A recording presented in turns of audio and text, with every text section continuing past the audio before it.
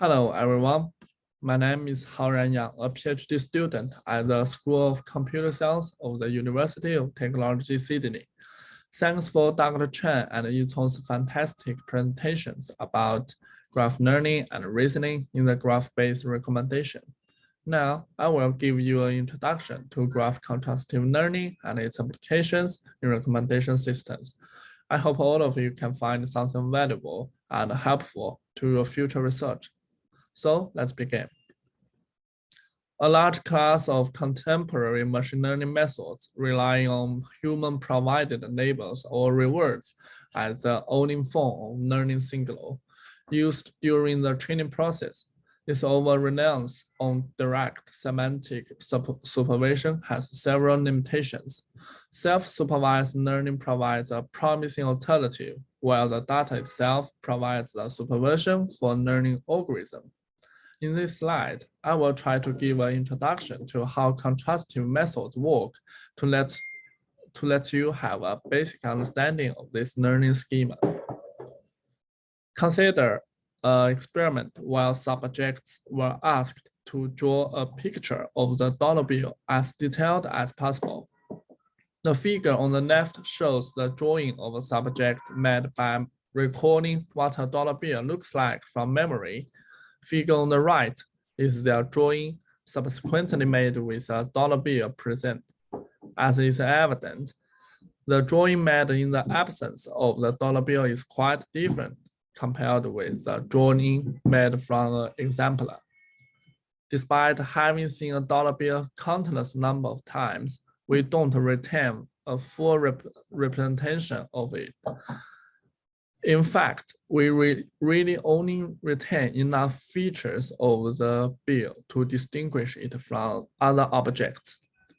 Similarly, can we build a representation learning algorithm that don't concentrate on pixel level details and only encode high-level features sufficient enough to distinguish different objects? The answer is yes, and this is the core idea of contrastive learning.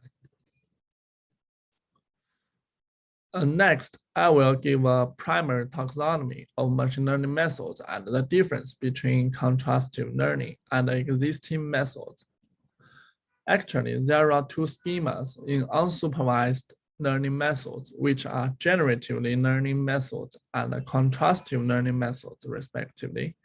Generative learning methods, including generative adversarial network and variant autoencoder, generate data instance from the input data instances, forcing the input instances and the generated instances to be similar in high-level semantics. As to contrastive learning methods, they pay more attention to find out the features in common between the data in the same class and to distinguish the differences between the data belonging to different categories. Compared to generative learning methods, contrastive learning methods distinguish the data in the abstract latent space, ignoring the details at the instance level, resulting in more superficial structures and stronger generalization abilities of the model. The objective of contrastive learning is to train encoders to encode the data in the same class in a similar way and to maximize the differences among the data belonging to different classes. Then I will give you an overview of the learning objective and the procedures of graph contrastive learning. First thing first, how do the contrastive learning methods work?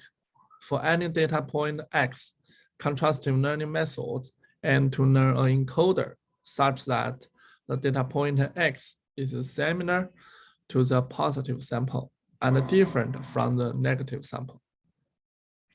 As the formula shows, X plus represents the positive sample and X minus denotes the negative sample. The score function is a metric that measures the similarity between the samples, which will be determined according to the specific scenarios. In this case, data point X is commonly referred to as an anchor point. To optimize for this property, we can construct a softmax classifier that classifies positive and negative samples correctly. This should encourage the score function to assign large values to positive pairs and small values to negative examples. Info-NCE is a widely used loss function to achieve such a goal. To help you better understand contrastive learning, let's look at application of contrastive learning in the computer vision domain.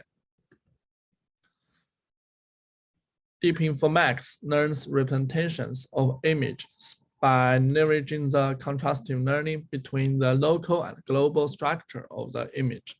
The contrastive task behind the deep informatics is to classify whether a pair of global features and local features are from the same image or not. Here, global features are the final output of a convolutional encoder, and the local features are the output of an intermediate layer in the encoder. Each local feature map has a limited receptive field. So intuitively, this means to do well at the contrastive task, the global feature vector must capture information from all the different local regions. The loss function for deep informatics looks exactly like the contrastive objective we mentioned just now. While X is an anchor image, X plus is a local feature from the anchor image, and X minus denotes the local feature from a different image.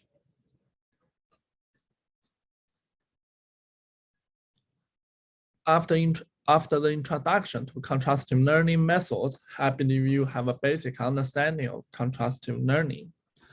Now, let's step into the graph contrastive learning part, from deep informatics to deep graph informatics. Graph data is different from image data since they are not Euclidean data. Convolutional neural networks do not work on graph data. Thanks to the development and the success of graph neural networks, researchers have robust tools to learn representations on graphs. Inspired by the success of contrastive learning on images, researchers try to import the concept of contrastive learning into the graph learning domain and have achieved satisfying results. Deep graph informatics is one of the works that introduce contrastive learning techniques into the graph learning area. Obviously, deep graph informatics is inspired by deep informatics. Both of them construct contrasting pairs where coupling global feature and local feature. But there are some differences. For example, deep graph informatics adopts graph encoders to learn node embeddings of the input graph. The target node's embedding will be extracted out as a positive local feature. Then a readout function is implemented to summarize the node embeddings to output the graph embedding, which serves as a global feature. Finally, deep graph informatics perturbates the input graph to generate a corrupted view and repeats the step mentioned previously to generate a local negative feature. Deep graph informatics does not use another graph to generate negative samples. After obtaining global feature, local positive feature, and local negative feature, DGI has a similar objective function to DIM.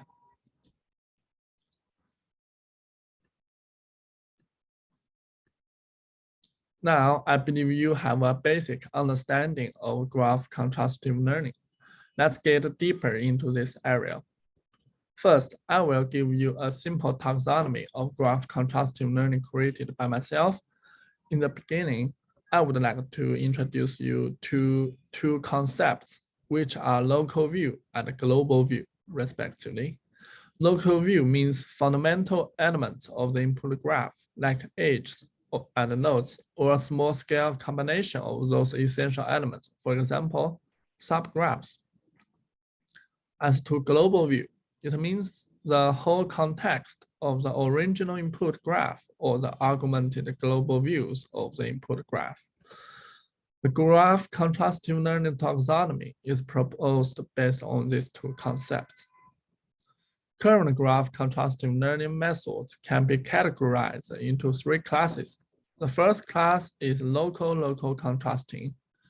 Under this scenario, all the contrasting items are the local view of the input graph. This kind of schema cannot leverage the informative context, which may undermine the model's performances. So this schema is usually used to learn local representations, such as loads and edges.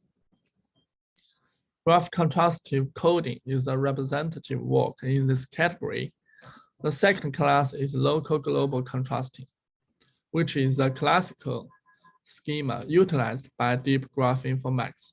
It leverages mature information to describe how much local information the global representation has. Maximizing mature information between local and global views can output informative representations, including local information and global context. Deep graph informatics mentioned previously belongs to this schema. Multi-view graph contrastive learning is another representative work having such a schema. The third class is global contrasting. This schema is contrasting to the first one, focusing on the global context of the input graph.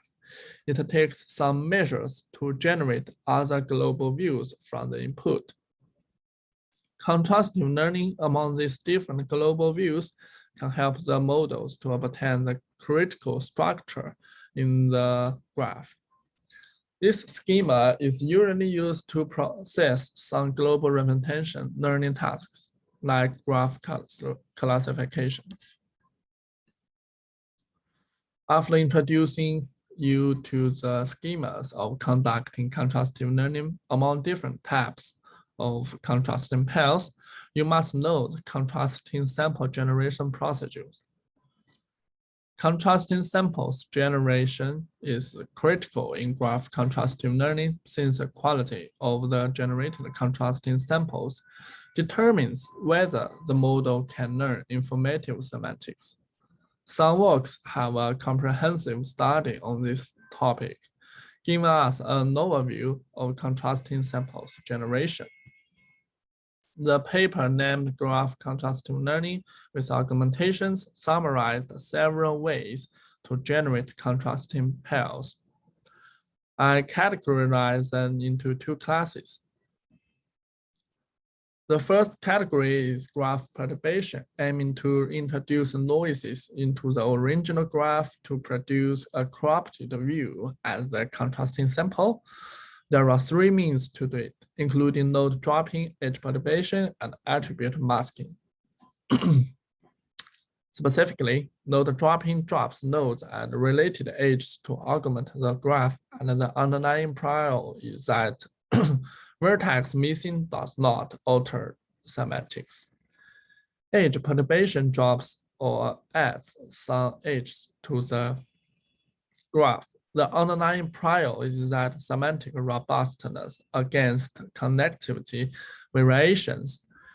Attribute masking discards partial attributes, and the underlying prior is that semantic robustness against losing partial attributes per node. Another category is subgraph sampling. It samples a subgraph from the input graph. The underlying prior is that local structure can hint at the full semantics. Graph perturbation is usually used to generate a global view of the input graph, and the subgraph sampling is generally utilized to produce the local views. However, these conventional graph augmentation methods have some limitations. First, it's not fully exploited as part of novel technique, lacking theory backgrounds and methodology. Second, most existing methods uniformly augment graph data, like uniformly dropping nodes and edges and uniformly shuffling features, leading to suboptimal performances on preserving intrinsic structures and attributes. There is a potential solution, graph contrastive learning with adaptive augmentation. is an augmentation scheme based on node centrality measures to highlight essential structures instead of in a stochastic or uniform manner. Next, I will give detailed introductions to 3 graph contrastive learning methods, which were briefly introduced when we were talking about the taxonomy. The first is GCC, graph contrastive coding for graph neural network pre-training, which belongs to the local contrasting schema. GCC takes subgraph instance discrimination as a pre-training task. The goal is to distinguish vertices according to their local structures. For example, as the left figure shows, the vertex in the Facebook social networks should be different from the vertex in the DBLP citation networks in the embedding space. This kind of method is a general way to process any networks without any priors. The only thing we need to do is make a node to be different from other nodes. In other words, we just need to maintain some features of an instance which can help us distinguish it from others. Let's recall the example about drawing dollar bill at the beginning of this part, and it has the same intuitions. After figure out the training goal, let's step into the training procedures of GCC. As the right figure shows, first, GCC conducts subgraph instance discrimination tasks among different networks after sampling subgraphs from the provided networks. Then GCC feeds the pre-trained node embeddings into downstream tasks. Finally, the downstream classifier or predictors will be fine-tuned. So the whole training procedure is quite simple. The essential part is whether we can learn informative embeddings in the pre-training phase. For more details about its training objective, please refer to the left figure. GCC follows a dictionary lookup fashion. Specifically, GCC first samples 2 subgraphs from the input graph. One subgraph will be processed by a graph encoder to produce an anchor embedding. The other graph will be fed into another graph encoder to obtain a positive embedding. Then GCC samples several subgraphs and utilizes the second graph encoder to produce several negative embeddings. The pre-training goal of this part is to force positive embedding to be as similar to the anchor embedding as possible and push negative embeddings far away from the anchor embedding. GCC here adopts InfoNCE to achieve such a goal. Then let's step into another graph contrastive learning method belonging to the local global contrasting schema. Contrastive multi-view representation learning on graphs. Actually, the core idea of this paper is similar to deep graph informatics, but this paper, MVGRL, generates multiple views of the input data to enhance the contrastive learning. First, it utilizes graph diffusion to produce a diffuse view of the original graph. There are several diffusion methods in the paper. Personalized PageRank and heat kernel was introduced.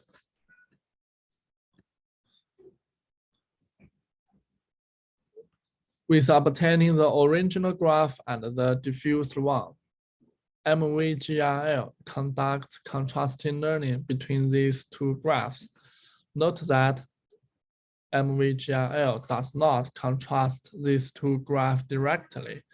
Otherwise, MVGRL should be belonging to global contrasting schema. Here, MVGRL borrows the idea from deep graph informatics. It first utilizes graph encoders to acquire node embedding of each node in both graphs. Then these 2 graphs with node embeddings will be fed into a MLP projection header and a pooling layer to have more unified node embeddings and the two graph embeddings of the two graphs. The node embeddings can be regarded as the local features of the graphs, and the two graph embeddings represent a global context of two graphs.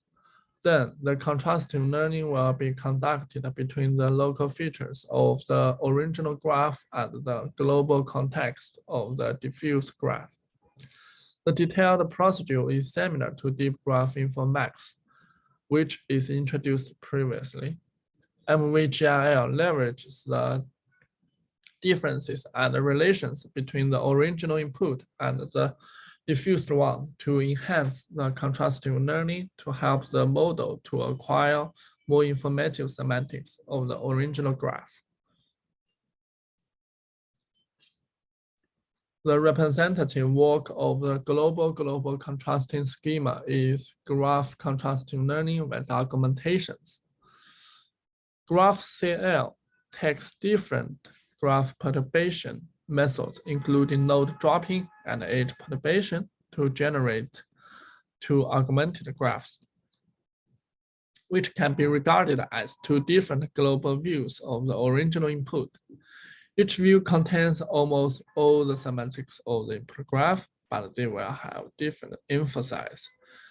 These two different but related augmented graphs can formulate a positive contrasting pair. As to the negative samples, since we usually train the network models in a mini-batch manner, GraphCL utilizes the other graphs in the same mini-batch to serve as the negative samples. The objective function is the same as the majority graph contrastive learning methods. It takes inference E to train the model. Now, I believe you have a basic understanding about graph contrastive learning. Let's step into the application scenarios. Techniques of graph representation learning recently achieved significant success in various domains, including knowledge graph and social network analysis. Researchers who are interested in recommendation systems introduce graph learning methods into recommendation systems via contrasting graph data from interactions records. Graph learning techniques help recommendation systems achieve better results. Moreover, contrastive learning are also helpful to recommendation systems. Researchers usually contrast different interaction sequences among different users to find out the differences among them to have personalized recommendation strategy. Can we combine these two advanced techniques to improve recommendation systems? In other words, can we introduce graph contrastive learning into recommendation systems? The answer is yes, and there are some works have done that. Following, I will introduce you two papers to show how to utilize graph contrastive learning for recommendation.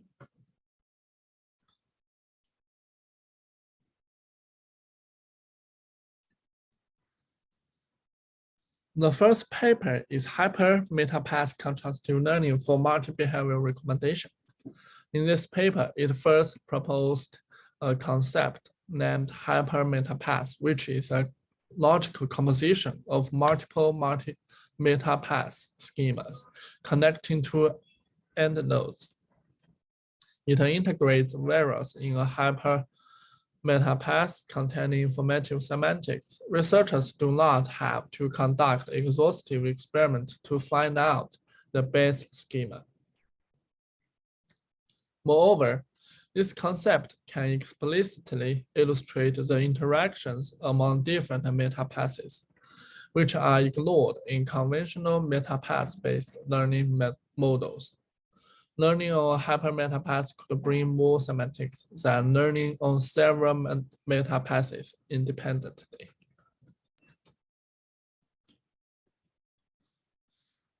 There is another major problem in multi-behavior recommendation, which is how to describe the relations among different types of behaviors. There are two representative methods to describe the dependencies among different types of behaviors. The first manner is to conduct mathematical transformation in the embedding space adopted by EHCF. It assumes that the behavioral embeddings are end-to-end connected. As the left figure shows, the embedding of purchasing is the summation of the embedding vectors of viewing and adding to cart.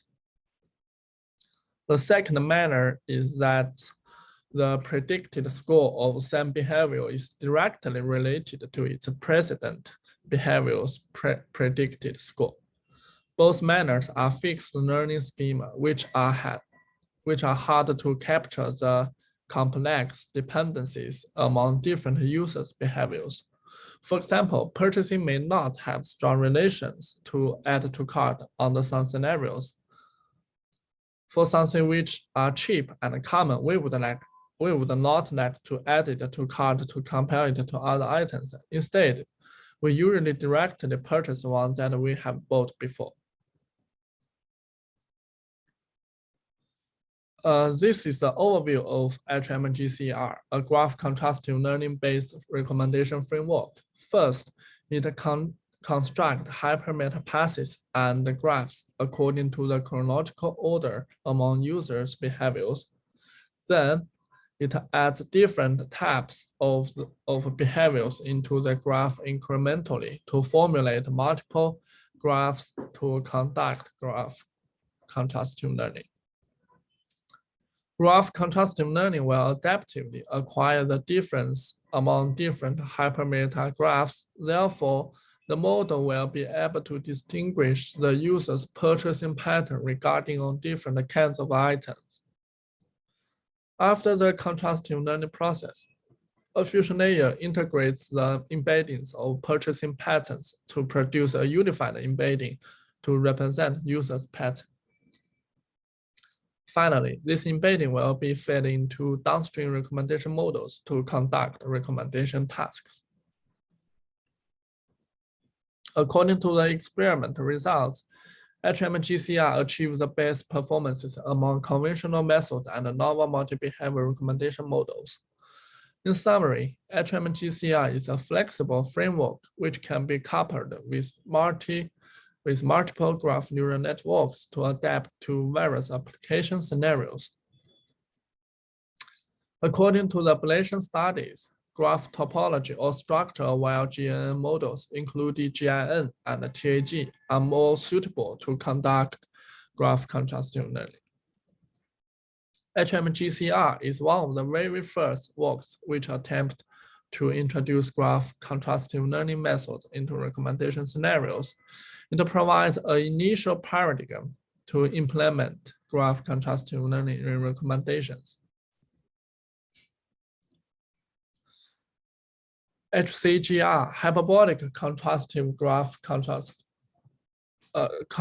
learning for session-based recommendation, is another work adopting graph contrastive learning to conduct recommendation. It summarizes two challenges in current session-based recommendation methods. First, the user's interests are extensive and hierarchical, which can be expressed as a power law distribution of items clicked by users.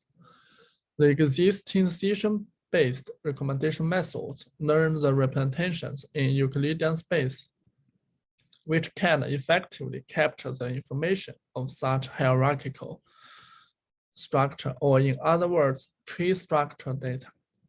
Second, recent studies have proved that hierarchical data can be better explained under non-Euclidean geometry of low-dimensional manifolds. But in the GNN-based methods, introducing non-Euclidean transformation will result in discrepancy between Euclidean and non-Euclidean space when aggregating neighbor messages and applying attention mechanism. So this paper chose hyperbolic space to present kinds of embeddings. Since HCGR adopts graph contrastive learning to deal with session recommendation, the very first step is to convert a session to a session graph users' behaviors are chronological and items are usually get involved in multiple transactions, directed graph is a good choice to demonstrate the decision. Note that both HMGCR and HCGR pay attention to generate proper graphs before conducting contrastive learning. This step is critical to the whole model. We should contrast graphs which are suitable to the application scenario and the settings of graph contrastive learning.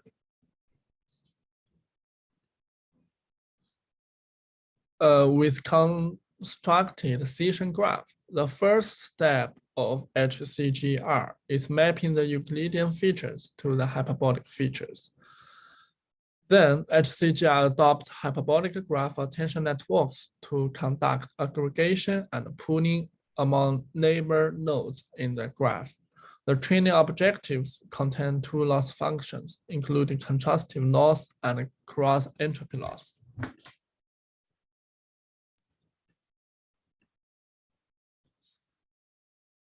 In the contrastive loss function of this paper, it aims to maximize the distance between the predicted instance and the elective instance and minimize the distance between the predicted instance and the positive instance. But note that HCGR does not adopt inference or mature information maximization as the training objective, which is different from the graph contrastive learning paradigm introduced previously. As to the cross entropy loss function, it follows the conventional formula. According to the experiment results, HCGR has shown its superiority among all the baselines, and there are two interesting findings. First, the GNN-based models achieve better performance than RNN-based models with or without attention mechanism due to the remarkable capacity of graph neural networks to capture complex interaction of user behaviors and describe the coherence of items in a session, which are ignored by RNN-based models, and such ignorance leads to overfitting in RNN-based models. Second, consistently outperforms all the comparison models on all datasets. Compared with FGNN and LESSR, the model involves an advanced hyperbolic learning component to more effectively capture the coherence and hierarchical representations of the user behaviors within the Lorentz hyperbolic space, which ensures the correctness of the necessary representations transformation. After introducing graph contrastive learning and its applications in recommendation systems, I would like to give a summary here. There are two critical parts we should pay more attention to. The first is about graph generation. With no graph data, we cannot utilize any graph neural network models, including graph contrastive learning methods. And with no proper and well-organized graph, we cannot construct promising contrasting pairs to conduct graph contrastive learning to acquire informative semantics. The second is about formulating contrasting procedures. Promising contrasting procedures can help us to leverage the advantages of graph contrastive learning. For example, HMGCR strategy is contrasting among graphs containing different user behaviors to obtain the hidden relations among these behaviors. Graph contrastive learning and its applications are not fully explored. There are some potential future works for this technique. First is about contrasting pair generation. How to utilize existing graph augmentation methods to generate a proper graph instance in recommendation systems. Because we cannot directly adopt those methods without thinking. If we randomly discard or add edges and nodes in interaction data, it may lead to misunderstanding results in recommendation scenario. Another issue is that how we make sure the generated negative samples from contrastive learning is hard negative samples. If we cannot guarantee that, we cannot guarantee to acquire correct semantics via contrastive learning. The second is about the contrasting procedures. In real-world problems, for example, recommendation systems, graph data has much more informative semantics. We cannot solely focus on the graph structure contrastive learning. We should develop more mechanisms to utilize the semantics in the real-world problems. In summary, works about graph contrastive learning for recommendation is not fully explored, and the related literature are scarce. With the success of graph contrastive learning, we believe it will be a novel and a useful tool for graph-based recommendation systems, being waiting for researchers' explorations. That's all for my presentation. Thanks for your listening.